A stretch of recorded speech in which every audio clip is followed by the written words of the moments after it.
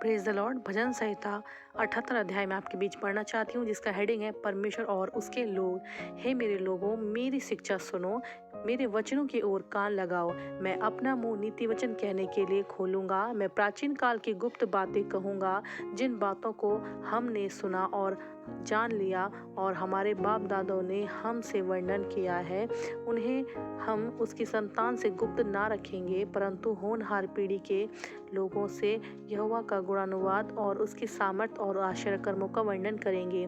उसने तो याकूब में एक चुनौती ठहराई और इज़राइल में एक व्यवस्था चलाई, जिसके विषय उसने हमारे पितरों को आज्ञा दी कि तुम इन्हें अपने अपने बाल बच्चों को बताना कि आने वाली पीढ़ी के लोग अर्थात जो बच्चे उत्पन्न होने वाले हैं वे इन्हें जाने और अपने अपने बाल बच्चों से इनका बखान करने में उद्धत हो, जिससे वे परमेश्वर का भरोसा रखें और परमेश्वर के बड़े कामों को ना भूल जाएं, परंतु उसकी आज्ञाओं का पालन करते रहें और अपने पितरों के समान ना हो, क्योंकि उस पीढ़ी के लोग तो हठीले और झगड़ालू थे और उन्होंने अपना मन स्थिर न किया था और न उसकी आत्मा परमेश्वर की ओर सच्ची रही। अप्रेमियों ने तो अस्त्रधारी और धनुर्धारी होने पर भी युद्ध के समय पीठ दिखा दी। उन्होंने परमेश्वर की वाचा पूरी नहीं की और उनकी व्यवस्था पर चलने से इनकार किया। उन्होंने के बड़े कामों को और जो आश्चर्य कर्म उसने उनके सामने किए थे उनको भुला दिया।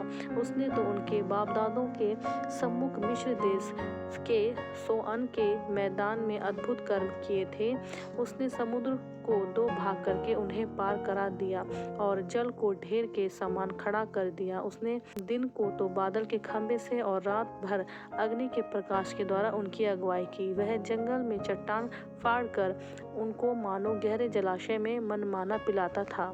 इस वचन से आपको बहुत की आशीष मिले। Praise the Lord.